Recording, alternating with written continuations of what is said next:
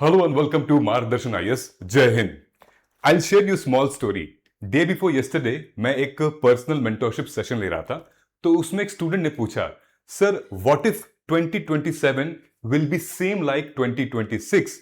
तो हम क्या करेंगे? Are we really prepared? आप मुझे बताइए ना क्या करना चाहिए. वो बात मुझे स्टक कर गई and I thought I should share with you.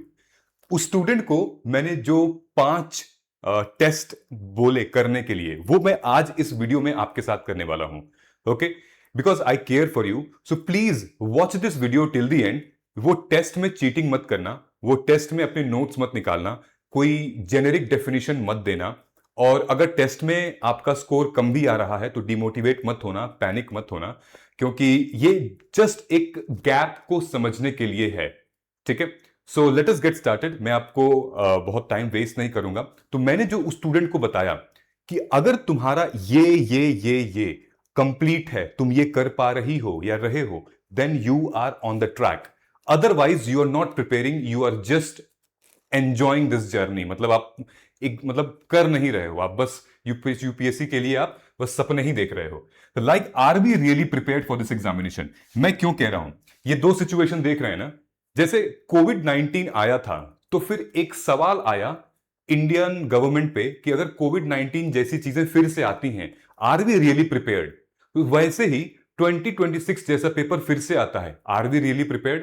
फिर ये हमारा रिसेशन था जब इकोनॉमी नीचे जाती है. ठीक है, तो हम क्या करना चाहिए, आरबीआई को क्या करना चाहिए? So are we really prepared? Is RBI really prepared? यही सवाल हम अपने आप से करेंगे कि अगर 2026 जैसा पेपर आ जाएगा, सो आर वी रियली प्रिपेयर्ड? तो सवाल यह आता है कि सर 2026 का पेपर अगर किस टाइप का था तो हम उसको डायग्नोस कैसे कर सकते हैं. आपको तो पता ही था कि उसमें केस स्टडी आई थी, उसमें लेंदी पेपर था, टॉपिक का इंटरलिंकेज बहुत ज्यादा था, सीसैट बहुत ज्यादा मतलब टिपिकल टफ पूछ दिया था, और एमसीक्यू के फॉर्मेट में चेंजिंग आई थी. राइट? सो मेरा ऑब्जेक्टिव ये था कि ये देख रहे हो, ये है डॉक्टर और ये है पेशेंट. तो अगर आप पेशेंट और डॉक्टर खाली बात करते जाएं कि मुझे ये प्रॉब्लम है, मुझे ये प्रॉब्लम है, डॉक्टर को आइडिया तो लग जाएगा, लेकिन डॉक्टर जो है वो कंफर्म नहीं बता पाएंगे कि क्या बीमारी है. वो कैसे बता पाएंगे? वो एक टेस्ट लिखेंगे. ठीक है, ये टेस्ट, ये टेस्ट, ये टेस्ट, ये टेस्ट, आप ये टेस्ट लिखिए, उसके बाद मेरे पास आइए रिपोर्ट लेके. ओके, ये जो वीडियो है ये वही टेस्ट है और आप रिपोर्ट लेके मेरे पास आइएगा. ठीक है, तो मैं अब आपको बताने वाला हूं. ये है मेरे वो 5 पैरामीटर, ये स्ट्रेस टेस्ट है. ठीक है, can you pass the stress test? ये हम लोग डिसाइड करेंगे. ठीक है, सो हमारे पास 5 पैरामीटर हैं जिसको मैं कहूंगा concept, application, integration, writing and revision. ये 5 पैरामीटर में अगर आप एक भी पास कर जा रहे हो तो आप ट्रैक में हो. यू आर ऑन ट्रैक, मतलब कि आप हो सकते हो. बेबी बहुत बेयर मिनिमम है ये भी मेरे को नहीं देना चाहिए. फिर भी 1 या 2 कर पा रहे हो तो आप सही चल रहे हो. इसमें से एक भी नहीं कर पा रहे हो, you are not preparing for UPSC. I think you need to restart. ठीक है, स्टार्ट किया जाए. I am very excited. Please अपने मतलब चीटिंग नहीं करनी है. ठीक है, और वेरी ऑनेस्ट, जब मैं बोलूंगा वीडियो पॉज करने के लिए, आप वीडियो पॉज कर दीजिएगा. ठीक है, चलो सबसे पहले हम लोग आते हैं. अच्छा, 1-to-1 personal mentorship is very very important in this journey. और आपको तो पता ही है, आई एम मतलब मार्गदर्शन IAS is only mentorship institute in UPSC segment. और अभी 15 अगस्त से लेकर हेवी डिस्काउंट चल रहा है. प्लीज नीचे गूगल फॉर्म फिल कर दीजिए एंड आप कनेक्ट कर सकते हैं हमारी टीम से फॉर 1-to-1. आप एनरोल कर सकते हैं हमारे बैचेस में. ऑलराइट, स्ट्रेस नहीं लेना है. आपने जितना कुछ भी पढ़ा है वो सब जब तक अप्लाई नहीं होगा तब तक you won't be able to perform better in the examination. And my mentorship is the application of real UPSC knowledge. ठीक है, चलो हम लोग चलते हैं. नीचे गूगल फॉर्म है, उसको आप फिल कर दीजिएगा. Our team will contact with you. ठीक है, नाउ सब अच्छा, ये भी भाई है, ये भी गाइडेंस है. ठीक है, टीम ने ऐसे ऐसे जगह स्लाइड्स लगा रखी है ना, मतलब कि जैसे बताने जाओ तो आ जाएगा ये. सो दिस इज 15 अगस्त का ऑफर है फॉर मेंस गाइडेंस प्रोग्राम. और अगर आपको प्रीलिम्स भी चाहिए तो नीचे कमेंट सेक्शन में गूगल उसको फिल कर दीजिएगा या नंबर दिया उस पर कॉल कर दीजिएगा. ठीक है, ये 15 अगस्त का है, 17 अगस्त तक ये वैलिड है और नया बैच स्टार्ट है. सबसे पहले हम लोग स्टार्ट करते हैं कॉन्सेप्ट टेस्ट पे. रेडी है आप? चलिए. सो इसका ऑब्जेक्टिव क्या है? So you need to explain me the concept, not just define me. Okay, सबसे पहला एक टॉपिक ले लेते हैं, एक ही टॉपिक लेंगे, वीडियो को बहुत लंबी नहीं करेंगे। We will pick one topic जिसका नाम है इंक्लूसिव ग्रोथ। ठीक है, इंक्लूसिव ग्रोथ हम लोग टॉपिक ले लेते हैं। अब मुझे ऐसे बताओ जैसे कि आप 15 साल या 12 साल के स्टूडेंट को आप बता रहे हो। ठीक है, चलिए वीडियो पॉज कर लीजिएगा और बताइए इंक्लूसिव ग्रोथ होता क्या है। 60 सेकंड ले लीजिए।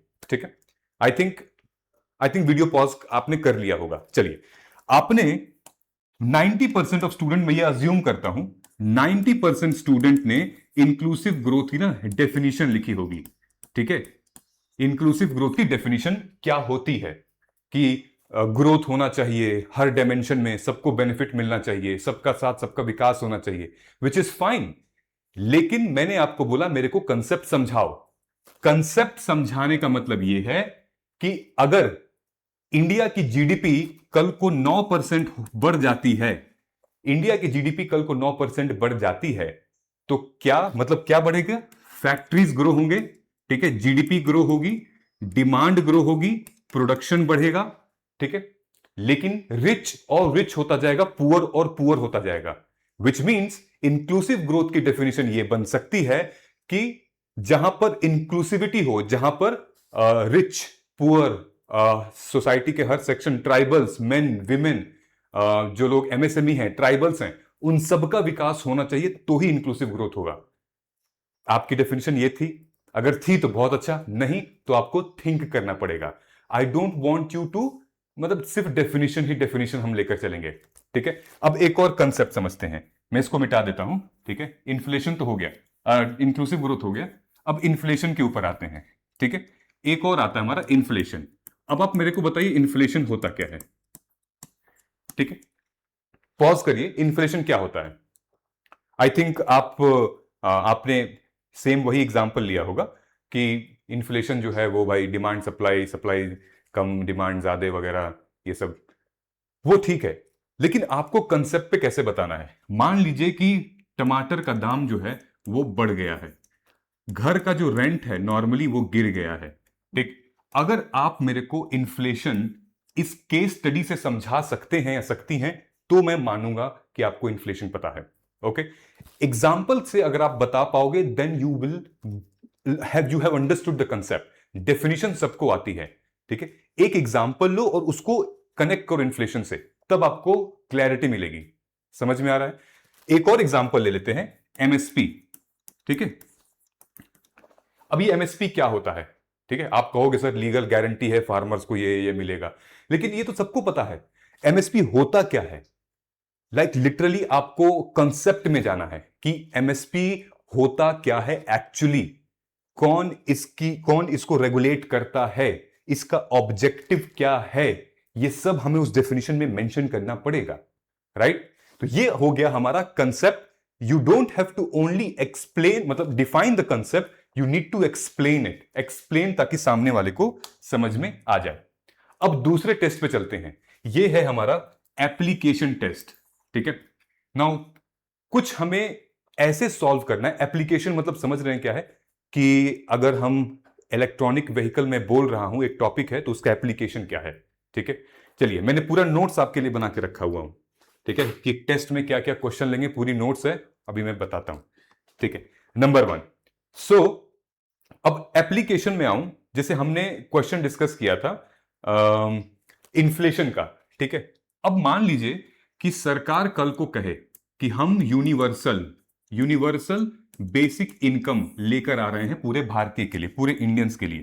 ठीक है, ये वही होता है जैसे अमेरिका में, कनाडा में ग्रीन कार्ड कहते हैं कि न्यूनतम इतना पैसा तो सबको मिलेगा ही, कोई गरीबी से मरेगा नहीं। तो मान लीजिए सरकार यूबीआई लेकर आती है, अब आपको इसको क्या करना है? अप्लाई करना है। सो व्हाट, सबसे पहले यूनिवर्सल बेसिक इनकम, इसका इंपैक्ट इन्फ्लेशन पे क्या होगा? नंबर 1। ठीक है, यूनिवर्सल बेसिक इनकम का इंपैक्ट क्या होगा? ठीक है, क्या आप सोच सकते हैं इसका पॉजिटिव डायरेक्शन, क्या इसका नेगेटिव डायरेक्शन आप सोच सकते हैं? क्या सोच सकते हैं कि कंजम्पशन पे क्या फर्क पड़ेगा? मतलब इंडिया के ओवरऑल कंजम्पशन पे क्या फर्क पड़ेगा, क्या एम्प्लॉयमेंट में फर्क पड़ेगा। अगर मान लीजिए कि एक बेसिक इनकम दे दी जाती है, पूरे जितने भी अनएम्प्लॉयड लोग हैं जो वर्कफोर्स में हैं, जो अनएम्प्लॉयड हैं, उनको एक बेसिक इनकम दे दी जाएगी, तो क्या क्या इन्फ्लेशन पे क्या फर्क पड़ेगा, कंजम्पशन पैटर्न पे क्या पड़ेगा, एम्प्लॉयमेंट बूस्ट होगी, क्या जीडीपी पे फर्क पड़ सकता है। ठीक है, सोचिए सोचिए, थिंक, पॉज एंड थिंक, है ना। सो ये हो गया। दूसरी चीज, जो हमारा फिजिकल बर्डन है, फिजिकल बर्डन समझ रहे हैं, जो राजकोषीय घाटा है कि गवर्नमेंट स्पेंड ज्यादा कर रही है, रेवेन्यू कम कमा रही है, एक्सपेंडिचर ज्यादा कम, क्या उस पर कुछ बेनिफिट हो सकता है। ये सब हमें सोचना पड़ेगा। ठीक है, अगर आप सोच पा रही हैं, वेरी गुड, बहुत अच्छा, नहीं तो यहां पर भी आप क्रॉस कर दीजिए, आपको यह भी नहीं मालूम है। ठीक है, एक और क्वेश्चन हम लोग लेकर चलते हैं, इसको मैं मिटा देता हूं। बहुत इजी कंसेप्ट है, आजकल मॉनसून है, उसके ऊपर हम लोग क्वेश्चन लेकर चलते हैं। ठीक है, मॉनसून है भाई, तो फॉर एग्जांपल क्लाउड बर्स्ट, जैसे आसाम में फ्लड आया हुआ है। ठीक है, क्लाउड बर्स्ट भी मान लेते हैं, क्लाउड बर्स्ट भी हुआ है कहीं ना कहीं पे। अब आप मेरे को बताएंगे कि आप कैसे इस क्लाउड बर्स्ट को मतलब लिंक कर सकते हो अलग अलग सब्जेक्ट से, कैसे लिंक कर सकते हो। ठीक है, जस्ट एक्सप्लेन किन किन सब्जेक्ट से। अगर आप सोच पा रहे हो तो ठीक है, मैं आपको बताता हूं। तो क्लाउड बर्स्ट को हम लोग एक तो ज्योग्राफी से, राइट, जो वहां पर भाई नदियां हैं, ब्रह्मपुत्रा है, ठीक है, वो स्वलन हो गई, फूल गई है। ठीक है, क्योंकि सेडिमेंट्स इतने ज्यादा हैं, ऊपर आ गई है, फिर जो उसके ट्रिब्यूटरीज हैं वो भी उसमें से पानी चला जा रहा है, तो फूल गई है। ज्योग्राफिकल रीजन इसका क्या हो सकता है, ओरोग्राफिक इफेक्ट हो रहा है, बारिश हो रही है, मानसून हो रहा है। ठीक है, अब आप बताएंगे इसमें कि इन्वायरमेंटल इंपैक्ट क्या होगा इसका। ठीक है, इसमें आप बताएंगे डिजास्टर मैनेजमेंट का क्या रोल है, समझ में आ रहा है। तो ये भी फ्लड हो गया है, ठीक है, क्लाउड बर्स्ट है, फ्लड है, तो क्या इंपैक्ट आएगा, डिजास्टर मैनेजमेंट का क्या रोल है, एनवायरमेंट पर क्या रोल है, इसका क्या रोल है। उसके बाद गवर्नेंस, सरकार क्या कर रही है वहां पे। ठीक है, उसके बाद क्या डायमेंशन है हमारा, will it impact on economy और not, how it will impact on economy. ठीक है, तो हम जीएस पेपर वाइज ये अप्रोच फॉलो कर सकते हैं। तो अल्टीमेटली आपके पास एक टॉपिक पे मल्टीपल डायमेंशन बन चुके हैं, और यूपीएससी में एग्जाम में आपको कुछ ही सेकंड मिलते हैं ये ब्रेनस्टॉर्म करने के लिए। सो इन केस अगर आप ऐसा कर रहे हो या कर रही हो, वेरी वेल डन। अगर नहीं कर रहे हो, देन नीचे गूगल फॉर्म है, उसको फिल कर दीजिए, वी आर डूइंग इट, हम करा रहे हैं। ठीक है, this is how the application, classes आपने बहुत अटेंड कर ली हैं, वीडियोस बहुत देख लिए हैं, but this is the real preparation guys. चलिए आगे चलते हैं। नेक्स्ट हम लोग चलते हैं इंटीग्रेशन टेस्ट। नाउ आपको कनेक्ट करना है जीएस सब्जेक्ट को करंट अफेयर से। ठीक है, जो कि आपको लगता है ना बहुत मुश्किल काम है कि जीएस सब्जेक्ट को हम करंट अफेयर से कैसे कंडक्ट करा सकेंगे, है ना। अब देखते हैं, एक छोटा सा एग्जांपल लेते हैं, बहुत चल रहा है इलेक्ट्रॉनिक व्हीकल। ठीक है, आपको ही पता होगा भाई, ईवीज बहुत चल रहे हैं, इलेक्ट्रॉनिक व्हीकल। अब आप, ये जीएस का टॉपिक है, ठीक है, इसको करंट अफेयर से कैसे कनेक्ट करेंगे बताइए। वीडियो पॉज कर लीजिए, आप आराम से वीडियो पॉज कर लीजिए और कनेक्ट करिए। ये ईवी है, इसको करंट अफेयर से कनेक्ट करना है।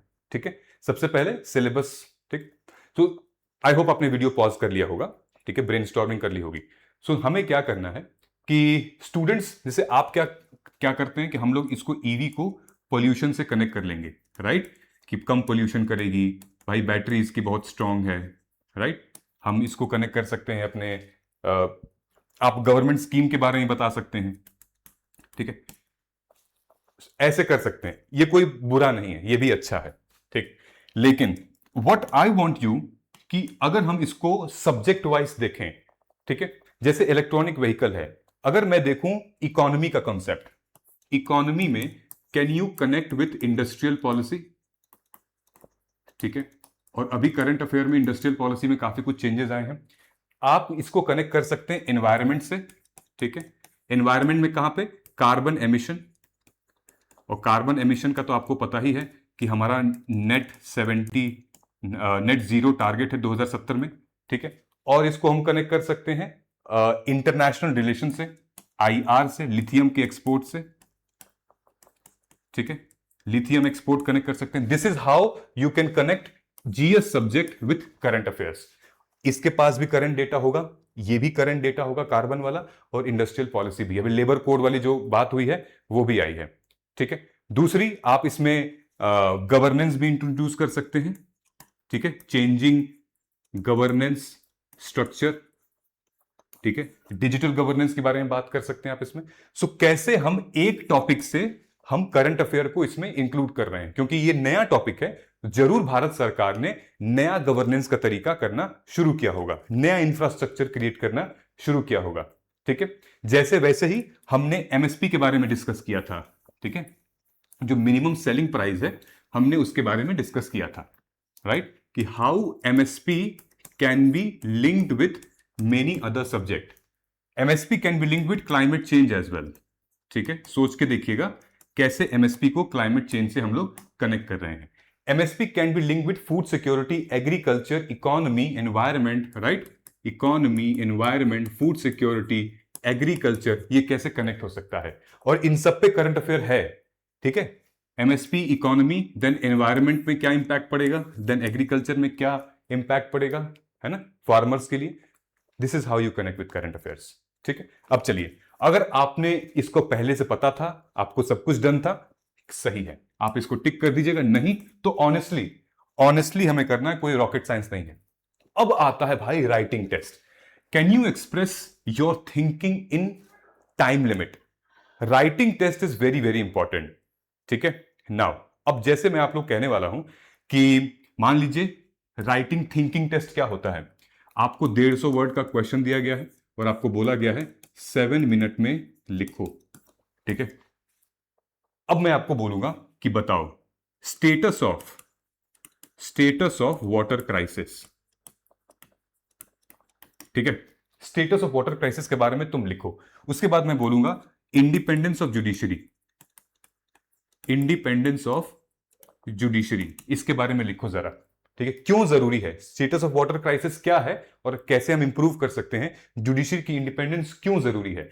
थिंक स्टॉपवॉच लगा लीजिए और 7 मिनट में आपको ये 150 वर्ड में लिखने हैं विथ एग्जाम्पल्स, ठीक है, विथ एग्जाम्पल्स आपको लिखने हैं। And this is the real test. आप वीडियो पॉज कर सकते हैं, आप लीजिए अपना टाइम, लिखिए। अगर आपको वाकई में इस टेस्ट में देखना है कितना मुझे आ रहा है, तो बहुत इजी एग्जाम्पल है, इजी है, ठीक है, ये लिख लीजिए। बाद में आप गूगल जाके चेक कर लीजिएगा, ठीक है। आई होप कि आपने कर लिया होगा। अगर आपने कर लिया होगा तो भाई वेरी गुड है, इसको टिक कर दीजिएगा, अदरवाइज क्रॉस कर दीजिएगा, ठीक है। सो इससे क्या पता चलेगा, इससे हमारा यह पता चलेगा कि हमारा ब्रेन जो है वो ऑर्गेनाइज हो पा रहा है कि नहीं, वो प्रेशर में सिंक हो पा रहा है कि नहीं, वो। अब आता है सबसे इंपॉर्टेंट चीज। ये देखिए, ये जो राइटिंग टेस्ट है ना, वो ऑलरेडी मैं टेलीग्राम पे करवा रहा हूं स्टूडेंट्स के साथ, ठीक है। ये ब्रेनस्टॉर्मिंग, आंसर राइटिंग, ये सब कुछ मैं करवा रहा हूं स्टूडेंट्स के साथ, और एक से एक जबरदस्त आंसर्स लिख रहे हैं स्टूडेंट्स, ठीक है। जो हमारा मेंस गाइडेंस प्रोग्राम है उसमें बहुत अच्छा आंसर लिख रहे हैं लोग, ठीक है, मेहनत कर रहे हैं। हम सिर्फ लेक्चर पे डिपेंड नहीं रहेंगे, हम एप्लीकेशन पे डिपेंड रहेंगे। अब देखिए, अब आता है लास्ट टेस्ट, वो है revision test. Now can you recall the concept जो कि आपने 1 महीने पहले पढ़ा था, ठीक है। अब मुझे नहीं पता कि आपने 1 महीने पहले क्या पढ़ा था, लेकिन मैं आपको एग्जाम्पल दे सकता हूं। एग्जाम्पल मैं आपको ऐसे दे सकता हूं कि बिना अपने नोट्स को ओपन किए हुए, बिना अपने नोट्स को ओपन किए हुए मैं आपको कुछ चीजें बता रहा हूं, ठीक है। एक्टिव रिकॉल इसी को कहते हैं, कि कैसे आप पुरानी चीजें अभी तक याद रखें, ठीक है। अब मेरे को आप बताइए कि 5 कॉजेज ऑफ पॉवर्टी, पॉवर्टी के 5 कॉज क्या हैं। फिर आप मेरे को बताएंगे गवर्नेंस के 5 डायमेंशन, 5 डायमेंशंस ऑफ गवर्नेंस, ठीक है। अब आप मेरे को बता सकते हैं, सेकंड एआरसी है ना, सेकंड एआरसी की रिकमेंडेशन मेरे को 3 पॉइंट चाहिए, ठीक है। अब आप मेरे को बताइए कि जो ग्रीन रेवोल्यूशन था, ठीक है, ग्रीन रेवोल्यूशन मेरे को आप लगभग 5 पॉइंट बताइए उसके बारे में, उसके क्या फीचर्स थे, ठीक है। ये 5 पॉइंट इस तरीके से, अगर आपने मान लीजिए कुछ भी पढ़ा है, मान लीजिए मैं ये मान लेता हूं कि आपने पॉलिटी पढ़ी है, ठीक है। आप मेरे को बताएंगे पॉलिटी में कि 5 रीजन हम क्यों फंडामेंटल राइट को एब्सोल्युटली अमेंड नहीं कर सकते, एब्सोल्यूट क्यों नहीं अमेंड है, ठीक है। आप मेरे को रीजन बता सकते हैं कि लेट्स से क्या पार्लियामेंट्री कमिटीज जो हैं उनकी रिकमेंडे मतलब पार्लियामेंट्री कमिटीज के क्या रिफॉर्म्स हैं, ठीक है, क्या प्रोसेस होता है, ये आप बता दीजिए। फॉर एग्जाम्पल हम हिस्ट्री में चलते हैं, मैं आपसे पूछूंगा 5 रीजन बताइएगा क्यों, what was the difference between extremes and moderates, ठीक है, क्या रीजन, आप ये बता सकते हैं कि पार्टीशन ऑफ बंगाल का क्या इंपैक्ट रहा, ठीक है, गांधी जी, चलो मान लेते हैं गांधी जी जब आए तो क्या क्या चेंजेस हुए, पॉजिटिव चेंजेस क्या क्या हुए, 5 चीजें लिखनी है आपको, ये सब विद इन टाइम फ्रेम में आपको लिखना है, ठीक है। सेकंड एआरसी के रिपोर्ट में 3 पॉइंट्स, देन गवर्नेंस का डायमेंशन क्या है मुझे बताइए, देन उसके बाद आप ये लिख सकते हैं, ठीक है। ग्रीन रेवोल्यूशन के 5 पॉइंट क्या थे, फ्रेंच रेवोल्यूशन का 2 पॉइंट क्या था, इससे हमें पता चलता है कि हमारा कितना रिकॉल है, ठीक। अगर आपके पास ये नहीं है देन आई एम सॉरी, फिर आप प्रिपरेशन सही नहीं है। तो अब आप बताइए कमेंट करके कि आप पूरे पूरे 5 में से कितना सही है, 3 out of 5, 2 out of 5, 1 out of 5 कितना सही है, and that will give you the real picture, the real understanding, ठीक है। देखिए अगर आप 5 में से 5 हैं, एक्सीलेंट, 4, 5, इंप्रूव, 3, 5, आप अपनी प्रिपरेशन को बिल्कुल चेंज कर सकते हैं, अभी भी मौका है। और अगर आप 2 या 1 कर रहे हैं तो फिर नीचे आपको गूगल फॉर्म दिया है, या फिर अगर आप 5 में से 5 भी कर रहे हैं तो भी गूगल फॉर्म नीचे दिया है। Consistency is very very important in this journey guys, ठीक है। जब मैं यहां पर आपके साथ इतना मेहनत कर रहा हूं तो हम लोग लिटरली डेली आपके साथ मेहनत करेंगे, ये चीजें इंपॉर्टेंट है, समझ में आ रहा है ना। तो अगर यूपीएससी 2027 2026 जैसा बनता है तो ये 5 टेस्ट जो हैं वो बहुत मैटर करते हैं, ठीक है। रिवीजन, थिंकिंग, एप्लीकेशन, देन उसके बाद कंसेप्ट इज वेरी इंपॉर्टेंट, ठीक है। जैसे मैं आपको दिखा रहा हूं, ये फिर से इन लोगों ने स्लाइड डाल दी यार, मतलब हद कर देते हैं, ठीक है। तो ये आप मेरे से ऑफिस में भी आके मिल सकते हैं 1-to-1 मेंटरशिप के लिए, जैसे ये स्टूडेंट्स आए हैं हम लोग इनको मेंटोर कर रहे हैं, हम लोग इनको गाइड कर रहे हैं, ठीक है। So everybody has different strategy, ठीक है, इनकी स्ट्रेटेजी अलग है, इनकी स्ट्रेटेजी अलग है। I will be there to develop you, build your personal strategy, नीचे गूगल फॉर्म दिया हुआ है, ठीक है। चलिए आगे चलते हैं, मैं अपनी टीम को बोलूंगा कि भाई ये क्या कर रखा है तुम लोगों ने, जब देखो तो गूगल फॉर्म भर रखा है। ये देखो ये कुछ स्टूडेंट ने लिस्ट भेजी थी, ये सारे मेरे प्रॉब्लम है इस जर्नी में, देखो कि ये क्या आपकी भी प्रॉब्लम है, इस प्रॉब्लम में से कितनी प्रॉब्लम इस महीने खत्म हुई थी, लास्ट महीने खत्म हुई थी, और कितनी प्रॉब्लम आप खत्म करोगे आने वाले टाइम पे, ठीक है। पेपर जैसा भी आए अगर ये सारी चीजें हैं तो टफ तो लगेगा ही लगेगा। ये क्वेश्चन देख रहे हो ना, ये जो 2026 में एथिक्स का क्वेश्चन आया था, have you completed ethics, are you preparing, is ethics in your time table, if it is yes good job, if not then please, otherwise paper tough लगेगा। देन ये क्वेश्चन देखिए 1, 2, 3, ये लगभग ये क्वेश्चन इजी है लेकिन ये इतना बड़ा बड़ा है, रीड करने में टाइम लगता है, आपकी रीडिंग स्पीड है कि नहीं है, ये इंपॉर्टेंट है, रीडिंग स्पीड पे फोकस करना पड़ेगा, ठीक है। ये क्वेश्चन देखिए, ये 4 स्टेटमेंट 4 स्टेटमेंट 4 स्टेटमेंट, क्या आपने ऐसे क्वेश्चंस प्रैक्टिस करने शुरू किए हैं? नहीं करने वाले हैं, वेरी गुड, नहीं किए हैं तो प्लीज ऐसी टेस्ट सीरीज दिए, हम लोग दे रहे हैं, यहां पे नीचे गूगल फॉर्म दिया हुआ है, समझ रहे।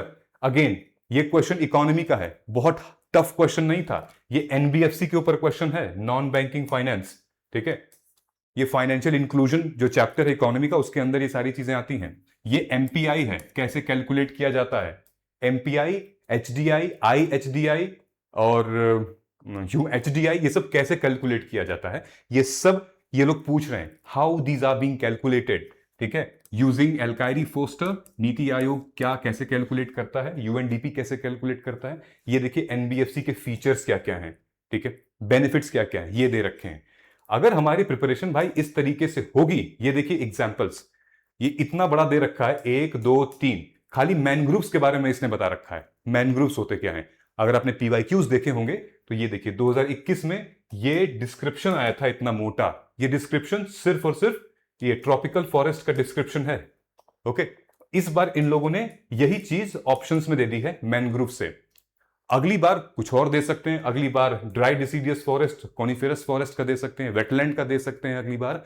तो हमारी प्रिपरेशन जो है इंटैक्ट ऐसी रहनी चाहिए, अदरवाइज मुश्किल है, ठीक है। चलिए, I hope this solves your problem.